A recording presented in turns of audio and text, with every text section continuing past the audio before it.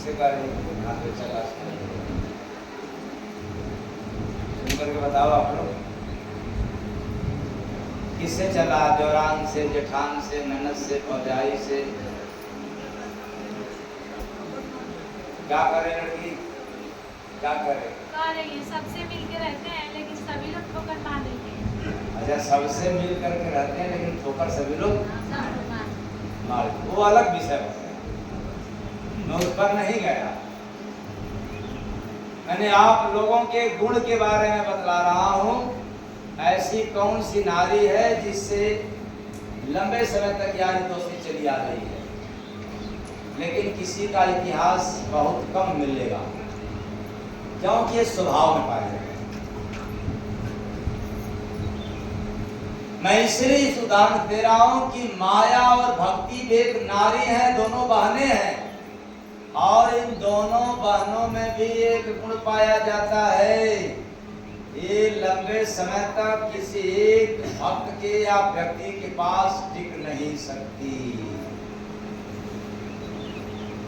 हो सकता है कभी भक्ति कभी माया, कभी भक्ति कभी माया, या दोनों भक्ति माया, लेकिन अड़ना हो, टिकना हो, रहना हो तो या तो माया ही रहेगी या तो भक्ति रहेगी। बता दूं क्यों? एक और इनके अंदर राज है। वो कौन सा है? अगर कोई व्यक्ति माया को पसंद करे तो भक्ति जल उठेगी, उस पुरुष से पीछा छुड़ा लेगी कि चल भागो भागो भागो, ये तो माया लाग जाओ, मैं तुझे कभी नहीं प्रेम कर सकती। और कोई साधक अर्थात कोई व्यक्ति भक्ति से प्रेम करने लग जाए तो माया कहेगी कि जाओ जाओ जाओ जाओ, अब मैं तुमसे प्रेम नहीं करूंगी। वो जल उठेगी और मारे जलन के आपका पीछा ऐसा पाया जाता है कि नहीं पाया जाता है? तो आप किससे प्रेम करना चाहते हो? माया से कि भक्ति से? जो गुरु का भक्ति किया नहीं सो प्रेम का मतलब क्या जाने। जो गुरु की भक्ति किया नहीं सो प्रेम का मतलब, सो प्रेम का मतलब क्या जाने। जो माया में लिप्त हैं,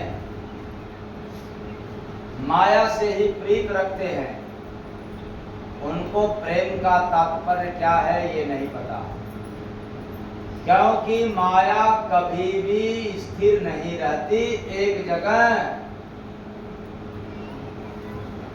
इसलिए वो व्यक्ति भक्ति से या प्रेम से अनभिज्ञ है, अनजान है। और अगला कारण, माया से जो लिप्त है उसको कहीं न कहीं कुछ न कुछ चाहिए, कम चाहे ज्यादा पर चाहिए। लेकिन भक्ति में जो लीन है वो सब कुछ छोड़ने को तैयार है। माया से सब कुछ चाहिए और भक्ति में सब कुछ छोड़ने को चाहिए। और हम कामी, क्रोधी, लालची लोग कुछ छोड़ने को तैयार नहीं है। नहीं, सब कुछ पाने के लिए तैयार है। कितना मिल जाए, कितना मिल जाए। और भक्ति में कितना छूट जाए, तो पहले छूटने वाला बताएं कि पाने वाला? पाने वाला। हाँ, हो गए।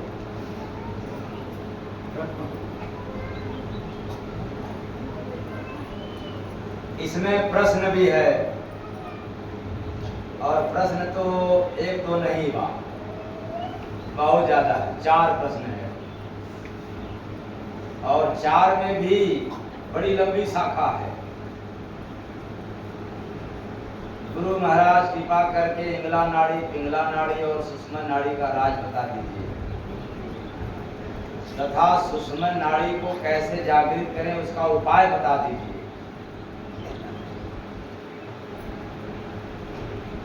सारे चक्र ऊर्जा कैसे संभालें, क्या योगदान है, बड़ी लंबी प्रश्न है।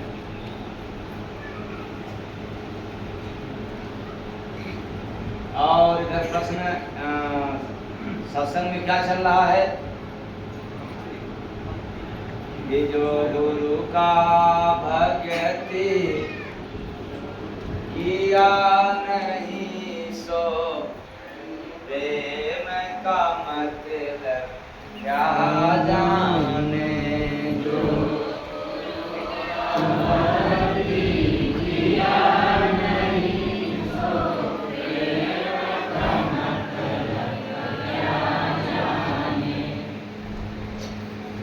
तो जिसने गुरु की भक्ति करेगा उसके पास से सारे प्रश्न जो तैयार होगा वो समाप्त हो जाएगा, कोई प्रश्न ही नहीं बचेगा। वो चाहे इंगला नाड़ी हो या पिंगला नाड़ी हो, चाहे सुषुम्ना नाड़ी हो, कब जागेगी, कैसे जागेगी, ये इंसान के बस की बात नहीं है। अगर इंसान के बस की बात होती तो बताओ, इसके बारे में तो विज्ञान भी खबर कर लिया, पता लगा लिया कि शरीर में इंगला नाड़ी है, पिंगला नाड़ी है, सुषुम्ना नाड़ी है, लेकिन जगह पाया क्या विज्ञान? जगह पाया? और बिना विज्ञान के जानकारी में संत महात्माओं ने जगाया कि नहीं जगाया? कैसे? विज्ञान पढ़ करके? अरे गुरु की भक्ति करके। क्या करके?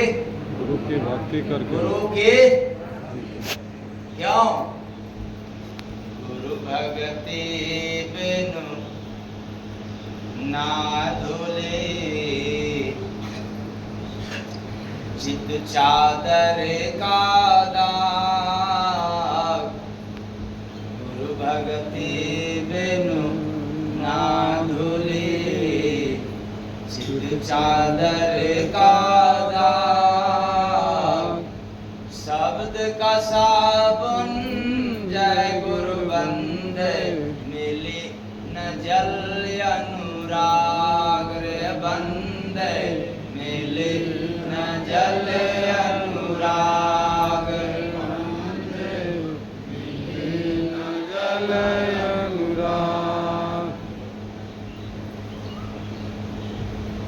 बिना गुरु भक्ति का जो हृदय रूपी चादर है इतना गंदा, इतना मलिन है, इतना अपवित्र हो गया है जो कभी शुद्ध होने लायक नहीं है। तो जब तक हृदय पवित्र नहीं होगा तब तक न आपको संतोष मिलेगा, न सुख मिलेगा, न इंगला नाड़ी, न पिंगला नाड़ी, न सुषुम्ना नाड़ी जगेगा। इसको जगाने से पहले क्या करना होगा?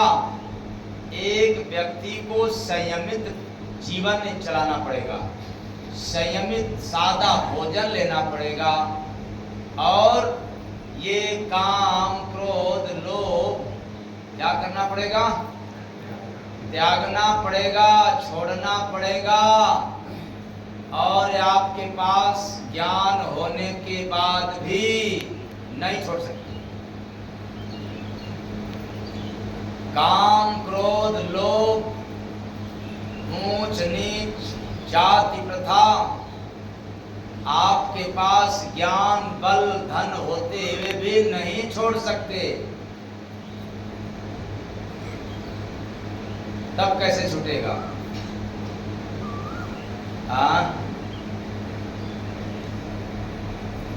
क्या करने से छूटेगा? भक्ति। गुरु भक्ति जो शीश पे मानो लिया सजाए, गुरु भक्ति जो शीश पे मानो लिया सजाए, ताको देखत जय गुरु बंदे देवी देवल जाए, बंदे देवी देवल जाए रे बंदे देवी देवल जाए रे। जिसने गुरु भक्ति को शीश पर माथे पर रख करके सजा लिया, ऐसे व्यक्ति और भक्त को साधक को देवी देवता भी देख करके शर्मिंदा हो जाते हैं, लज्जित हो जाते हैं। क्यों? कि दुनिया में जो दिखता नहीं उसकी पूजा तो बहुत सरल है, आसान है, लेकिन जो दिखता है उसकी पूजा करना बहुत कठिन चुनौती है। जैसे मरा हुआ सांप को हम दूध चढ़ाएंगे, चढ़ाएंगे कि नहीं चढ़ाएंगे, ईमानदारी से बताना। चढ़ाएंगे। हाँ?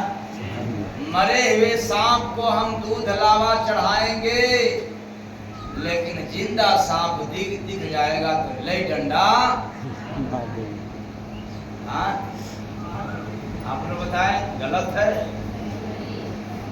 यही न करते हुए आए। तुलसी पौधा को माई बना करके, दुल्हन बना करके बिटिया बिना दुल्हा की शादी कराएंगी, जो दिखने वाली दुल्हन नहीं है, लेकिन दिखने वाली बेटी को हम कभी दुल्हन बना करके विवाह कराने में अपनी योगदान नहीं देंगे, बल्कि शादी पड़ी है तो काटने में योगदान देंगे। ये महिला बहू को छांटने के लिए जाती है, वहां छाट देती है, काट देती है, लेकिन पसंद करती नहीं है। तो जिंदा बहू को ये छांट देती है और तुलसी पौधा को दुल्हन बना करके विवाह करा देती है। आया ना? हाँ? उससे आप लोग गुजरी हो कि नहीं? गुजरी हो ना? ये जो बुढ़िया है वो भी तो गुजरी है, उसी से समझ लेना, देख लो आप लोग। मुझे मत कहना कि मैं कोई बना करके कह रहा हूँ अलग से। अलग बात है वेद में लिखा है कि नहीं, कुरान में लिखा है कि नहीं, यह भी नहीं पता, लेकिन वर्तमान में चल रहा है। मूस दिखता नहीं, न चलने वाला, न डोलने वाला, न फिरने वाला, न कुछ खाने वाला, पत्थर का बना हो चाहे सोना चांदी का बना हो मूस, तो हम उसको अगरबत्ती जलाएंगे, पूजा करेंगे, लेकिन जिंदा मूस अगर घर में आ जाए तो फिर डांट। पूजा करोगे ना आप लोग? उसी तरह से जब अपने जमाने में भगवान कृष्ण आए थे, भगवान राम आए थे, तो सब लोगों ने कहा अरे तो इंसान है, इंसान है। कुछ ही लोगों ने भगवान मान करके पूजा किया, और जब दुनिया से चले गए तो भगवान के नाम पर आज युद्ध हो रहा है कि नहीं वो हमारे भगवान है तो हमारे भगवान है। जब व्यक्ति रहता है भगवान के स्वरूप, तो हम लोग जिंदा रहते पूजा नहीं करते, चले जाने के बाद, मर जाने के बाद पूजा करते हैं। इसलिए मैं कहता हूं कि पूजा एक व्यवस्था है, पूजा एक रीत रिवाज है, पूजा सच्चाई नहीं है। तो सच्चाई क्या है? भजन। सच्चाई क्या है? हरि का भजन। और इसको मैं नहीं कह रहा हूं, शंकर भगवान भी कहे उमा कहूं मैं अनुभव अपना, असत हरि भजन जगत सब सपना। ये हरि भजन सत्य है। पूजा पाठ रीत रिवाज है, क्योंकि रीत रिवाज को सभी लोग नहीं फॉलो करते। जैसे आपके घर में पति है पत्नी, तो पत्नी हो सकता है कि बाबा भोलेनाथ की ज्यादा पूजा करे, पति हो सकता है कि माँ दुर्गा की पूजा ज्यादा करे। ऐसा क्यों? अरे दोनों पति पत्नी हो गए तो शंकर की या शंकर की करो, या तो दुर्गा माई की करो। अब बेटा आ गया तो फिर क्या पूजना, या तो हनुमान जी का पुजारी बन जाए, या तो काली माँ की बन जाए। भले सभी देवी देवताओं का नाम ले, लेकिन पूजा किसी को अलग मान करके ये करता है, क्योंकि रीत जो रिवाज है, प्रथा प्रचलन होता है, ये सभी लोग अपने अपने मतानुसार करते हैं। लेकिन हरि का भजन जो है उसमें मत मतांतर चलता नहीं है। सारे वेदों पुराणों में प्रमाणित है, हरि का भजन मतलब आत्मा की भजन, और वो आत्मा सबके अंदर है, बिना दिखावट, बिना सजावट, बिना बनावट। इसलिए आसान है पूजा पाठ, और गुरु भक्ति तो गुरु जीवित होते हैं। अब एक जिंदा इंसान की पूजा करना तो बड़ी चुनौती है। अरे किसकी पूजा करते हो?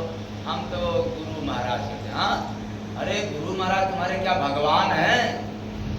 भगवान की पूजा करो। कौन? अरे वो हनुमान की करो जो चले गए, राम की करो जो चले गए, विष्णु भगवान की करो वो तो चले गए। जो जो चले गए दुनिया में उनकी पूजा करो तो वो आएंगे देने के लिए, और जो सीधा साधा तेरे सामने है वो कुछ देने वाला नहीं है। उन लोगों के पास तो विश्व बैंक है,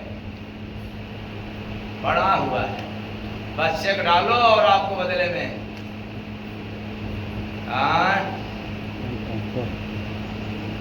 तो गुरु भक्ति आसान है,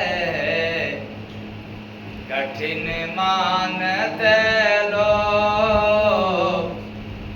गुरु भक्ति आसान, कठिन मानते लोग। जानो कारण जय गुरु बंदे, घेरा मानस रोग रे बंदे, घेरा मानस रोग रे बंदे, घेरा मानस रोग। कुछ लोग कहते हैं कि आप जो सुनाते हैं तो कुछ आस्था पर चोट पहुंचता है, जबकि मैं यथार्थ सुनाता हूं। ऐसा कभी भी कोई उंगली नहीं उठा सकता है कि जय गुरु बंदे महाराज किसी एक मजहब को बोलते हैं, जिसको लोग धर्म कहते हैं। हिंदू धर्म, मुस्लिम धर्म, सिख धर्म, ईसाई धर्म, जैन धर्म, बौद्ध धर्म, ये जितने धर्म हैं, ऐसा कोई धर्म नहीं है जिस धर्म में पाखंडवाद न हो। और मैं बोलता हूं तो किसी एक धर्म को नहीं, सभी धर्मों को बोलता हूं, जबकि ये धर्म नहीं है, ये मजहब है। और इसी तरह का पैगाम जो है सुनाया करते थे कबीर साहब, रविदास जी, दरिया साहब, पलटू साहब। इन लोगों ने भी कभी भी एक मजहब को नहीं सुनाया है, सभी मजहबों के बारे में सुनाया है। ये तेरा मजहब है, सत्य इससे हट करके है। फिर भी लोग कहते हैं कि आस्था को, अरे ठेस उस आस्था को पहुंचती है जो गलत जगह पर लगी हो। जिसकी आस्था गलत जगह पर लग गया है उसी को ठेस पहुंचता है। सही जगह पर लगा हुआ आस्था को कभी ठेस पहुंचता नहीं है, क्योंकि सच्ची आस्था कभी नहीं इधर उधर डोलती।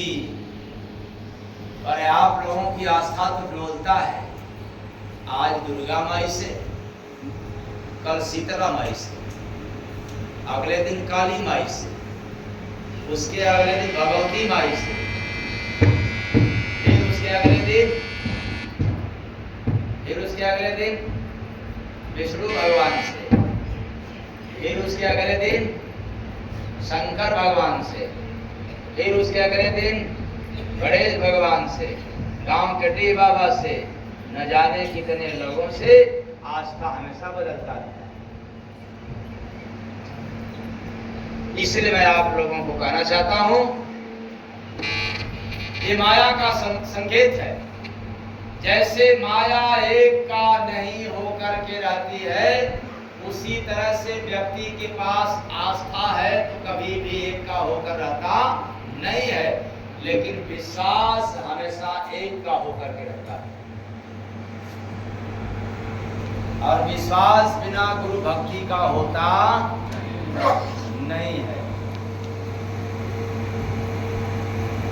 अगली बात,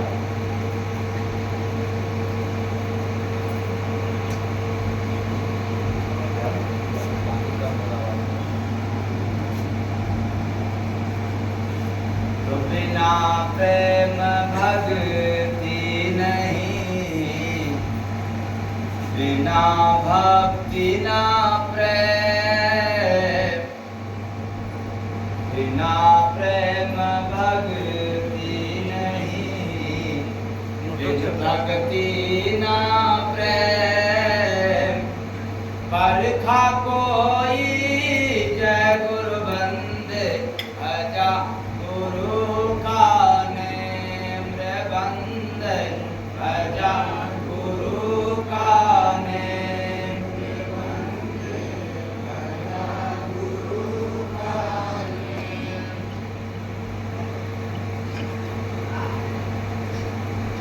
इसमें एक सवाल और है, बड़ा बढ़िया है वो। शरीर में सारे चक्रों का राज बता दीजिए गुरु महाराज। सारे चक्रों का राज बड़ा सीधा,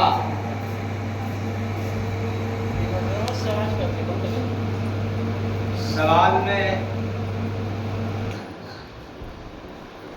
बहुत कुछ है, पर इस सवाल का जवाब आपको 1-1.5 लाइन में कह देना चाहता हूं। कितने लाइन में? 1.5 लाइन। अब चक्र की पूरी व्याख्या करने में पहले तो 1 घंटा में होगा नहीं, 1 दिन में होगा नहीं, लेकिन सभी चक्रों के बारे में मैं क्या कह देना चाहता हूं। ध्यान में चक्रों का पीछा मत करो। किसमें? ध्यान में चक्रों का पीछा मत करो, बस ध्यान में चलते जाओ, ध्यान में चलते जाओ। तुम्हारी मंजिल है वहां तक तुम स्वयं ही पहुंच जाओगे, इसलिए चक्रों का पीछा मत करो। चक्र एक संकेत है। चक्र में श्वासें ठहरती है। चक्र की पीछा करोगे तो वहां रुकना पड़ेगा। चलते रहो, चलते जाओ, चलते जाओ। ठहरोगे अगला चक्र में समय लगेगा। सभी चक्रों में रुकावट होती है। जैसे जो नीचे का 2 चक्र, इसमें ठहराव है, इससे दुनियादारी के लोग निकल नहीं पाते। बुधा चक्र, इंद्रिय चक्र, इससे लोग निकल नहीं पाते। इसके ऊपर के नाभि चक्र में तो लोग जा ही नहीं पाते। सभी लोग तो यही 2 चक्र का सुख स्वाद लेने के चक्कर में इतना बड़ा विवाद हो रहा है, कोई पार नहीं पाया। तो फिर बताओ, जो ऊपर के चक्र है उसका पार कैसे पाओगे? तो चक्र के पीछे मत पड़ो, सिर्फ यात्रा करते चलो, करते चलो। हाँ, कैसे करना है इसके लिए किसी संत सदगुरु के वचन का पालन करते रहो और अंडा मछली चाप के अब तो मैंने ये कहा नहीं कि खाते रहो कि नहीं खाते रहो, पर आप लोगों ने एक झटके में कह दिया कि खाते रहो। अब आगे तो मैंने रुक गया कि भाई चाप के अंडा मछली मतलब अब बात रखो, सोचो कि खाना है कि नहीं खाना।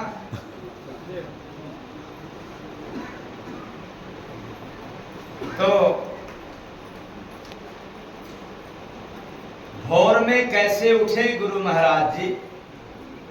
बहुत कोशिश किए पर उठ नहीं पा रहे हैं, मन उठने ही नहीं देता। दोष मन का नहीं है, दोष मन का नहीं है, तन का है। किसका? तन का है। ये जितने लोगों को भोर में, अब थोड़ी सी मेरी बात सुन लो, ऐसा कोई दिन नहीं है विगत कई महीनों से, एक महीने की बात मैं नहीं कह रहा हूं, कई महीनों से 12 से 1 बजे रात में सोने को मिला। मैं सत्संग आप लोगों के बीच में सुना रहा हूं ना, पूरे फूल फाड़ में नहीं सुना रहा, बस सुना रहा हूं। ऐसा क्यों? अरे सोचो, हाड़ मांस का देह है ना, मशीन नहीं ना है। मुझे भी जो शरीर मिला है ये भी प्राकृतिक देह है। अगर आप लोगों को रात में केवल 2-3 घंटा सोने को दिया जाए, बाकी जगह दिया जाए, और सुबह किसी काम को करने के लिए दिया जाए, तो आप ताव से करोगे? नहीं। नहीं करोगे। यहाँ 12-1 बज जा रहा डेली, लेकिन उठना कितने बजे है? 4 से 4:30 बजे। कितने बजे? 4 से। कभी भी आप ट्रायल कर सकते हो मेरे साथ रह करके, एक दिन नहीं, तो कहोगे कि आपके पास तो रहने ही नहीं दिया जाएगा, लेकिन दूर से ही पता चल जाएगा कि मैं जगा हूं कि सोया हूं। क्योंकि जग गया हूं तो सारे लोग एकदम एक्टिव हो जाएंगे, और जब सोए हैं तो सारे लोग। तो 4 से 4:30 के बीच में जागना तय है, नींद अधूरा है। मेरा नींद हमेशा उधार रहता है, मैं स्वतंत्र हूं नींद लेने के लिए। जब चाहूं तब आंख मूंदूं तो नींद लग जाए। यहां बैठे बैठे अगर शून्य बैठ जाऊं तो नींद लग जाएगी, क्योंकि उधार है। और आप लोगों का तो नींद एडवांस है। सोच लो। इसलिए मन का दोष नहीं है, तन का दोष है। जो अधिक चटपटा खाया है या खा रहा है, रात में बिना भूख का भोजन कर रहा है, पानी कम पीता है, चटपटा भोजन करने वालों को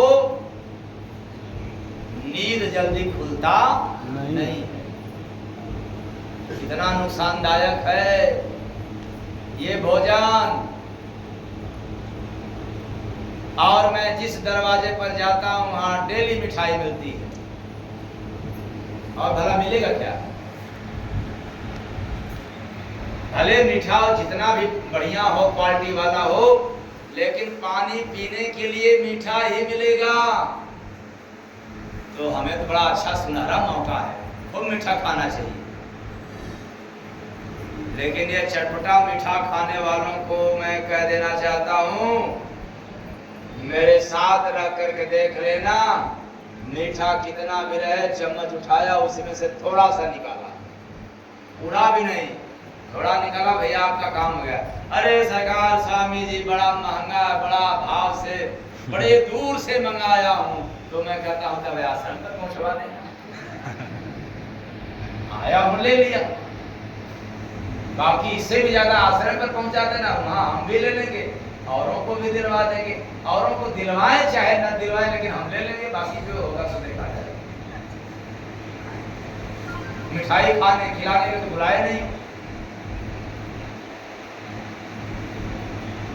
तो जिसको भोर में उठना है, सोने से पहले वो पानी का कोटा पूरा कर ले, और इतना पानी पी करके सोए कि कम से कम 3-4 घंटा जाते जाते निश्चित है कि उसको बाथरूम लग जाए। अरे किसी को नहीं जगाना होगा जी, तेरे पास मोबाइल है उसको भी नहीं जगाना पड़ेगा। जो तुम टाइम निर्धारित किए हो वह भी पहले जाग जाओगे। इतनी ताकत है किसमें? पानी में। जो बच्चे बहुत घामड़ है सोने वाले ना, बस उनको बहला फुसला के खिला खिला करके पानी चाप के पिला दो, देखो ना वो अपने आप जाग जाएगा। और मैं किसी का सुना हुआ नहीं कह रहा हूं, क्योंकि शुरू से ही कार्यक्रम मैं करता चला रहा हूं।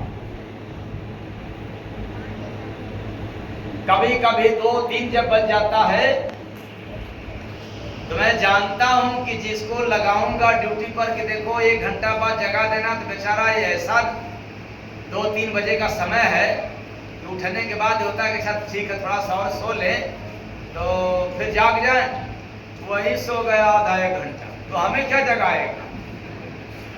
वो नहीं जगाएगा। ऐसा होता रहा मेरे जीवन में। तो मैंने एक गुरु महाराज से उपाय पूछा जो बिना पढ़े लिखे हमको मिला। वो क्या?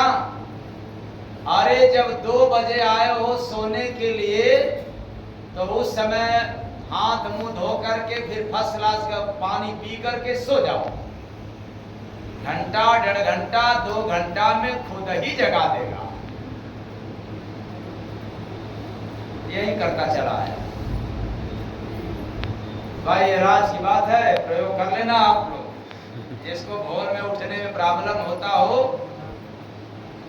वो 10 बजे ना सोए, लेट सोए, 11 बजे सोए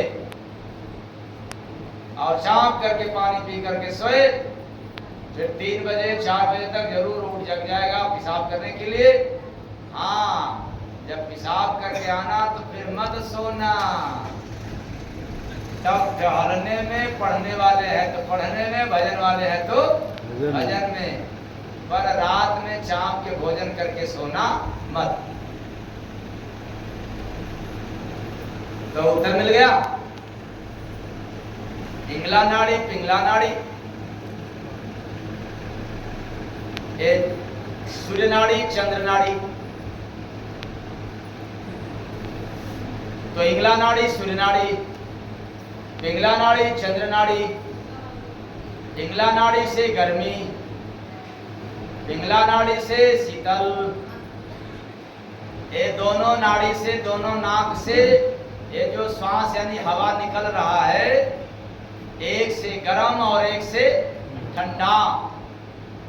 दूसरा उपाय, जब आप भीतर खींचेंगे श्वास तो अंगुली लगा लेना, भीतर जाते हुए श्वास ठंडी, और जब बाहर निकलता है श्वास तो यहाँ लगाए रहो। मुंह पर मत लगाना, मुंह बंद करके नाक के आगे 1 अंगुली 2 अंगुली लगा करके देखना, तो निकलती हुई श्वास में गर्मी निकलती है। क्या निकलता है? गर्मी। अब इसका आइडिया आप लोग लगा सकते हो। यहाँ बैठे मत करना, नहीं तो टॉपिक छूट जाएगा जब चल रहा है। पता लगा कि अब लगा ट्राई करने के घर जाना तो ट्रायल कर लेना। अंदर जाए तो शीतल, अब बाहर निकले तो ऐसे ही आपकी अंदर है नाड़ियों में, एक में गर्मी है और एक में ठंडी। लेकिन जो तीसरी है वो बड़ी सुस्त है, न उसमें ठंडी है न उसमें गर्मी है। लेकिन जब वो तीसरी चलती है तो आदमी बिल्कुल एक तरह से कहा जाए कंपन आ जाता है। गांव देहात के भाषा में गनगना जाता है, करंट लग जाता है। जब तीसरी नाड़ी जागती है, तीसरी नाड़ी चलती है तब। और यह अनुभव उसको होगा जो साधक जब साधना पे बैठता है और जब ऊर्जा ऊपर को उठना शुरू होता है तब उसको हल्का हल्का क्या ऐसे ऐसे नहीं, ऐसे ऐसे तो भूत करता है ऐसे और पूरी तरह से कौन करता है ये भूत। लेकिन कैसे बस शुरू हो जाता है, उसके बाद फिर झटका लग गया, चढ़ गया ऊपर, ऊर्जा एक चक्र भेद दिया, एक चक्र पार कर गया। उसके बाद फिर जब ध्यान में है दूसरा चक्र आया भेदने को, फिर चालू हो गया, फिर मारा झटका, दूसरा चक्र भी पार कर दिया।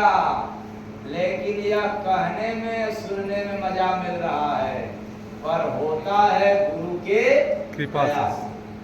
प्रेम से बोलिए सद्गुरु भगवान की जय। तो सुख शांति संतोष धन क्षमा दया और से गुरु भक्ति से जय गुरु बंदे जाता है सब मेरे बंदे जाता है सब मिल जाता है सब मिल। प्रेम के विषय में जुबान से कहा नहीं जा सकता। जब तक हम जुबान से प्रेम प्रेम कह रहे हैं तब तक वो प्रेम नहीं है, क्योंकि प्रेम अकथनीय है। प्रेम के विषय में कुछ कहा नहीं जा सकता। प्रेम केवल प्रेम है, प्रेम के सिवाय न मोह न लोभ न क्रोध न ज्ञान कुछ नहीं है। प्रेम के विषय में कहा जाए तो सिर्फ इतना ही, प्रेम किसे कहते हैं? प्रेम को प्रेम करते हैं। प्रेम किसे कहते हैं? प्रेम को क्या कहते हैं? शायद कभी मैं सुनाया था, आप लोगों में से कुछ लोग सुने रहे होंगे। एक साधु बाबा ने मेरे पास आकर के बात बात पे सवाल कर दिया। बाबा को ये समझ में आया कि मैं जहां से भी बात कर रहा हूँ ये तुरंत जो है भाग जा रहे हैं प्रेम पर। मैं इनसे कुछ भी बोल रहा हूँ तो कह रहे हैं कि आपके पास प्रेम है कि नहीं, प्रेम होना चाहिए, प्रेम करते हैं कि नहीं, किसे प्रेम करते हैं। बार बार प्रेम नाम को सुनते सुनते सुनते सुनते अब बाबा से रहा नहीं गया, सवाल कर दिया, अच्छा आप बताएं प्रेम किसे कहते हैं? तो हमने कहा प्रेम किसे कहते हैं? अरे प्रेम को ही प्रेम कहते हैं। तो कहते हैं कि पर प्रेम को कैसे जाना जाएगा? मैंने कहा ये भी अजीब बात है। अरे प्रेम को प्रेम से जाना जाएगा। किससे? प्रेम को प्रेम से जाना जाएगा। तो फिर प्रेम से क्या मिलता है? तो मैंने कहा बाबा प्रेम से प्रेम मिलता है। तो कहे अरे बाबा प्रेम के अलावा भी कुछ है। तो मैंने कहा प्रेम के अलावा कुछ नहीं है। तो फिर प्रेम में क्या है? मैंने कहा अरे प्रेम में प्रेम है।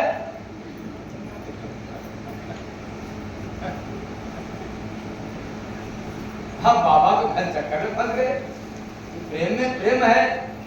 तो फिर पूछिए अच्छा ये बताएं कि ये इतने लोग आपके पास आते जाते हैं, क्यों आते हैं?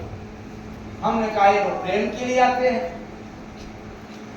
अरे फिर आप कह रहे हैं प्रेम, अरे कुछ तो प्रेम से हट करके बतलाइए। तो हमने कहा अगर प्रेम से हट गया तो कुछ नहीं, आप प्रेम में है तो सब कुछ है। बताएं कैसे है? हमने कहा प्रेम है तो भगवान है, और प्रेम नहीं है तो भगवान नहीं है। तो अच्छा आप इतने दिन से क्यों नहीं भोजन लेते हैं? हमने कहा प्रेम से। आप प्रेम के कारण नहीं लेते हैं? हमने कहा तो बाबा से नहीं रह गया, फिर कहते कि आखिर किससे प्रेम करते। जब आप प्रेम के कारण भोजन नहीं लेते हैं तो आखिर ये तो बतलाते। अच्छा इतना कहते ही अब तमाम लोग वहां आना चालू कर दिए कि रे ये क्या बात है, प्रेम पर जंग छिड़ा हुआ है। तो कहे अच्छा आप प्रेम किससे करते हैं? तो मैंने कहा कि प्रेम से प्रेम करता है।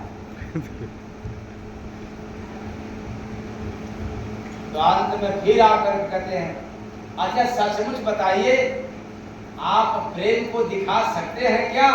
मैंने कहा जरूर प्रेम को प्रेम से दिखा सकता हूं। क्या इसका मतलब? मैंने कहा आपके भी पास प्रेम हो जाए मैं प्रेम को दिखा दूंगा। प्रेम से बोलिए सतगुरु भगवान की जय। तो कहे मतलब प्रेम के सिवा कुछ आप नहीं बोलेंगे? मैंने कहा प्रेम के सिवा केवल प्रेम ही बोलूंगा और कुछ बोलने की आवश्यकता नहीं है।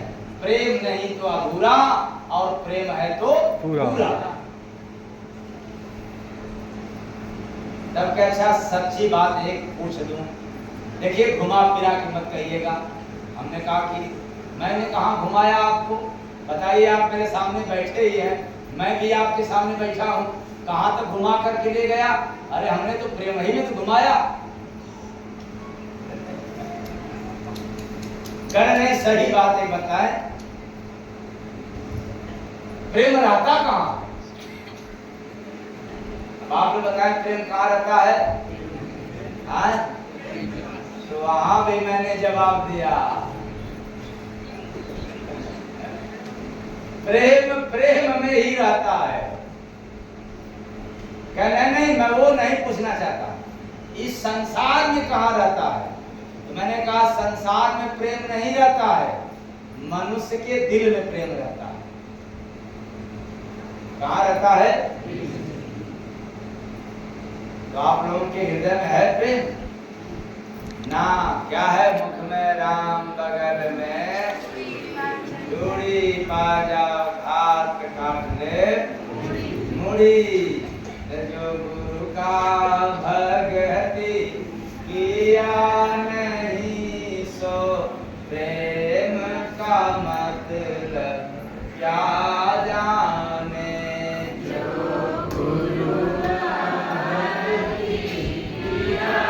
नहीं तो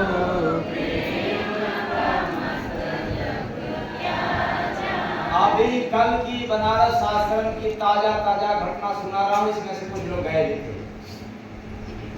एक जो होता है कटकली ध्यान क्रिया करवाई जाती है हर महीने की पहली और दूसरी तारीख। पहली और दूसरी तारीख को विदेश भी जाना होता तो नहीं जाते, हम उसके आगे पीछे ही कार्यक्रम सेट करते हैं। तो हर पहली और दूसरी तारीख को ध्यान क्रिया कराया जाता है, लेकिन इसके अलावा भी ध्यान क्रिया कराया जाता है। वो कभी भी जितने लोग व्हाट्सएप ध्यान ग्रुप से जुड़े हैं उनके पास सूचना चला जाता है, या जो जुड़वाते हैं उनके भी पास चला जाता है। 12 घंटा पहले सूचित किया जाता है कि आज फला समय में फला टाइम पर ध्यान कराया जाएगा, और वह ध्यान 3-4 राउंड में कराते हैं। 10 मिनट का, 5 मिनट का, आधा घंटा का, 1 घंटा का करवाता हूँ, विभिन्न तरीका से। वो स्पेशल ध्यान होता है, अलग से ध्यान होता है, और उसमें न जाने कितने कहां से लोग आते हैं। तो यहां से भी गए थे लोग। एक महिला काफी समय से ध्यान किया करती थी पर कुछ नहीं मिला करता था। कल एक विधि जो अपनाया, नया विधि अपनाया, और उसमें उसको मिल गया महज 15-20 मिनट में ही। और मिल जाने के बाद जब पूछा गया सभी लोगों से कि भाई आपको ध्यान में क्या मिला, इसका दुगुना या तिगुना जनता रही होगी। ध्यान जिस दिन करवाता हूँ पब्लिक आती है, 1-2 घंटा में पूरा आश्रम भर जाता है, और उसके बाद फिर देखते देखते ही जनता फिर खाली रहती है। क्योंकि ध्यान के दिन मैं कहता हूँ कुछ भी नहीं समस्या सुनूंगा। अगर आपको समस्या सुनाना है तो अगले दिन आना। आज केवल ध्यान के विषय में ही चर्चा होगा। तो ध्यान कराते हैं प्रैक्टिकली।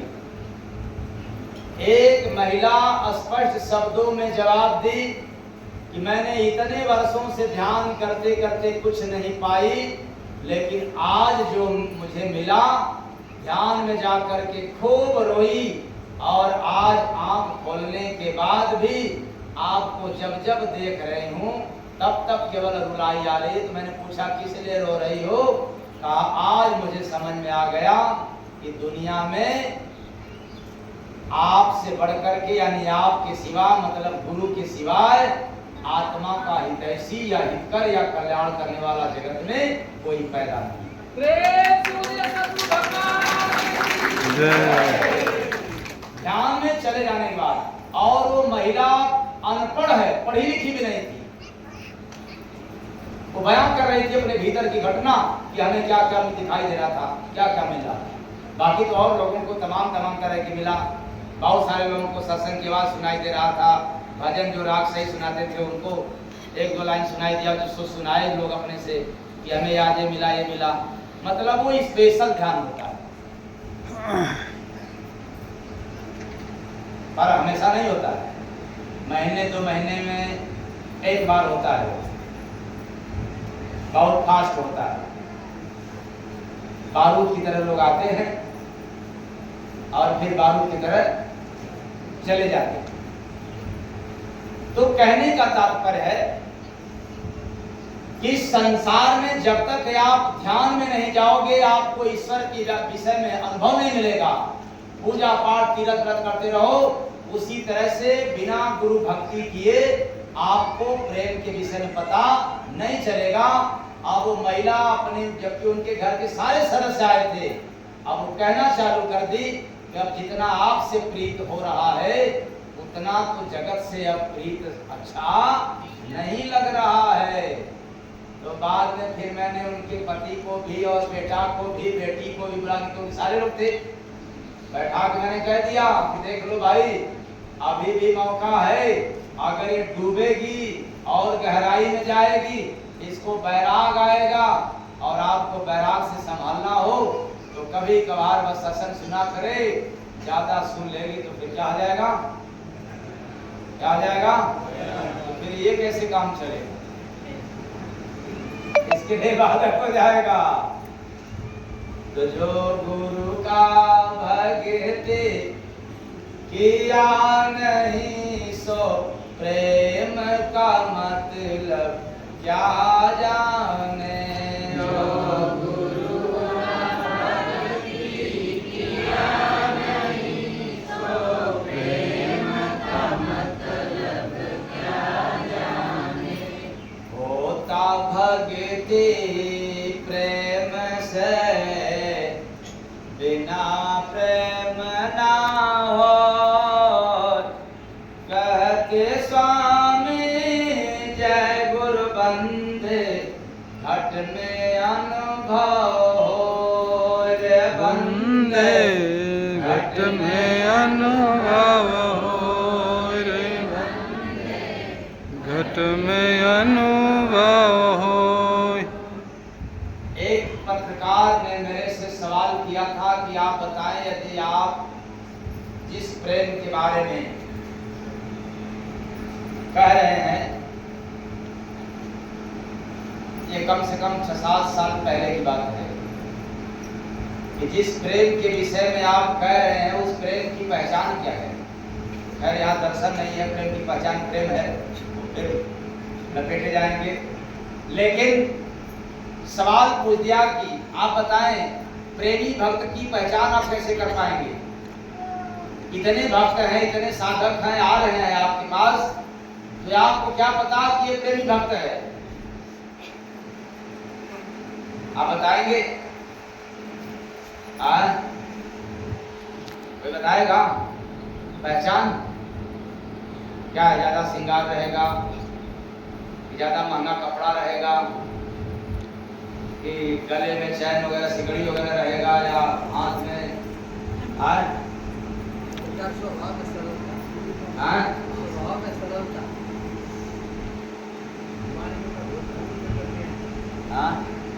हाँ ठीक, आप लोग सही बता रहे हैं। कैसे? वाणी में सरलता, स्वभाव, सरल स्वभाव, वाणी में, और आप बताएं। क्या गुरुपति? आसिम भाई। ठीक, क्या नाम है आपका? दीपक पांडे। विनय कुमार पांडे। दीपक पांडे। दीपक पांडे। हाँ। और कोई बताए भाई? प्रेमी भक्त की पहचान कैसे होगा? हाँ।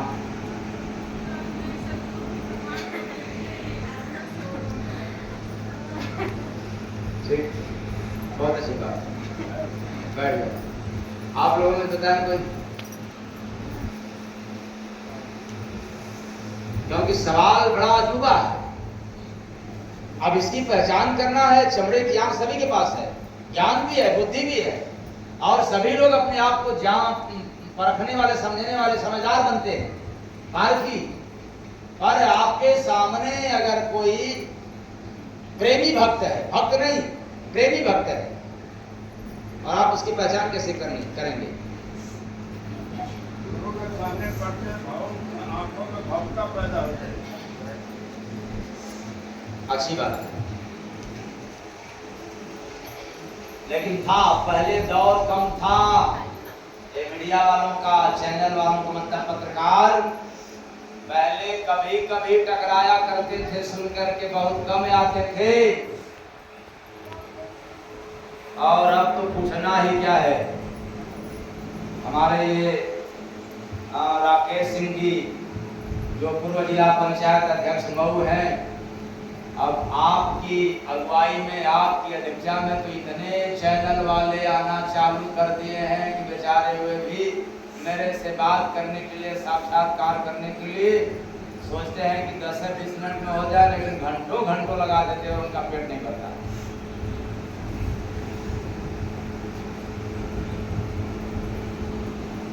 तो प्रेमी भक्त की एक पहचान है, जैसे ही गुरु के सन्मुख होगा, केवल भावुकता ही नहीं, नयन बिना भीगे वो रह ही नहीं सकता। ये प्रेमी भक्त की पहचान है। लेकिन मुंह खोल करके रोए और तेज रोए, ये भाव तो है, लेकिन भाव में कुछ कमी है, उसके अंदर कामी है, क्रोधी है, लोभी है। अगर इससे मुक्त है तो सिर्फ नैनों से नीर निकलेगा और बगल वालों को पता कर देंगे।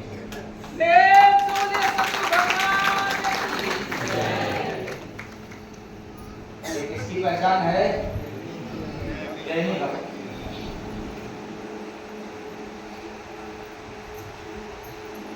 क्योंकि जब कभी कभी वो ऊपर की रूहानी मंडल की भजन आती है, कुछ ऐसी भजन आती है कि आते समय भी नैन से नीर, और आंख खोलने के बाद जब कलम से उसको लिखना पड़ता है तब भी लिखते समय भी नैन से नीर निकलता। ऐसी कोई कोई भजन है। सो कुछ तो ऐसी भजन है जो आप लोगों के बीच में पुस्तक पर दर्ज है।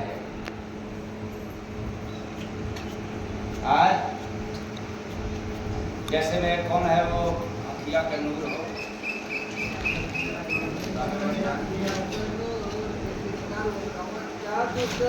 अरे वो तो अलग था, जो कह रहा हूँ वो नहीं कर रहे हो, वो भाग रहे हो।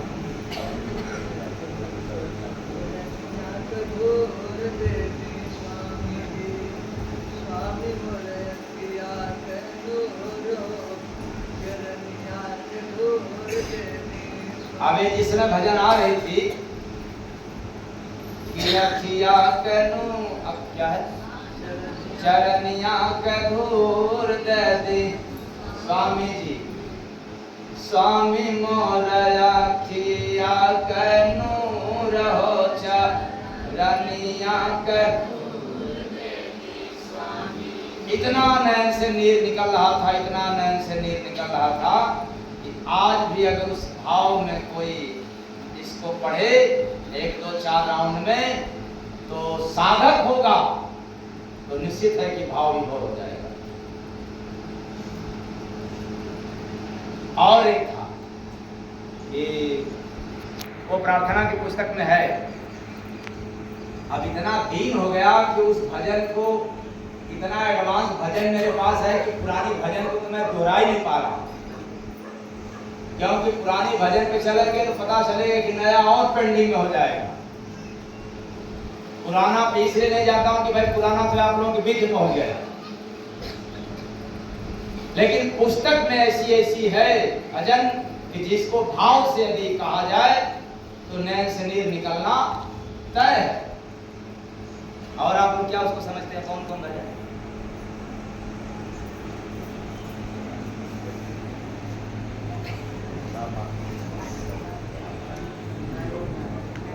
हाँ, इस पर भी है, काम मांगिए स्वामी सब कुछ त्योहार है, लेकिन एक और है,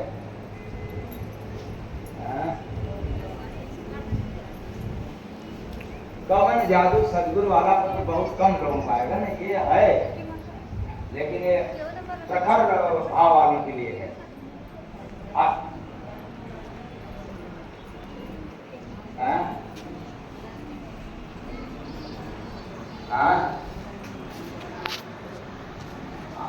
हाँ ये भी है, ये गुरु की, लेकिन वो घर वाला नहीं, जब हृदय वाले आनंद में जब उसके भाव पहुंच जाएगा कि जिसे दिन गुरु दिए तेरा आमन होगा, उस दिन मेरा घर पावन होगा।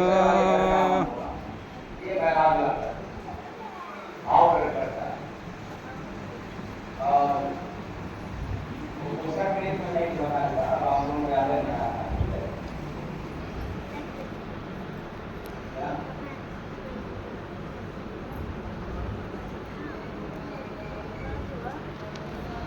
में लहरिया में हो अंधा देखत इंसान,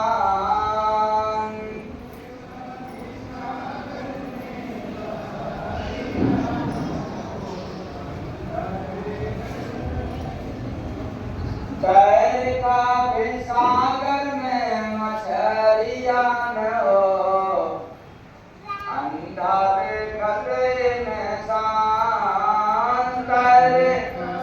सागर में मछलियाँ न हो देखते इंसान। चलता है सागर का उल्टा रे धारा, चलता है सागर का उल्टा रे धारा, हीरा मोती सोना चांदी बहता है सारा, हीरा मोती सोना चांदी बहता है सारा, बढ़ जाता सागर में पधरिया न हो अंधा देखत इंसान, रहता है सागर का मीठा भाई पानी, रहता है सागर का मीठा भाई पानी। मीठा रहता है कि खारा? हाँ? लेकिन आपको क्या सुनने को मिला? मीठा। अचकता है कोई जाकर करे गुणगानी,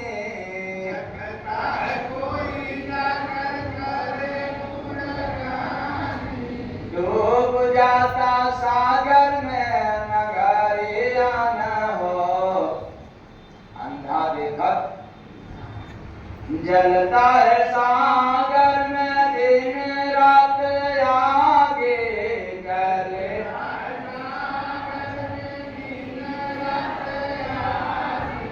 हंसता है जीव जंतु बड़े बड़े भागे,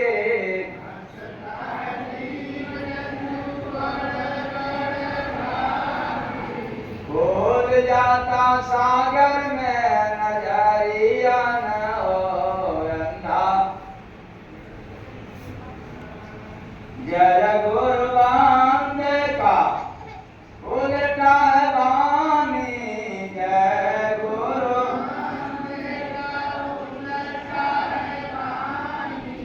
दाही जमे में सागर का पाकर हो पानी, किसका पानी? यानी दही किसे जमा? सागर के पानी से। हम मिल जाते सागर में सवरिया न हो, अंधा उठे कभी सागर में लहरिया न हो, अंधा देखते निशान।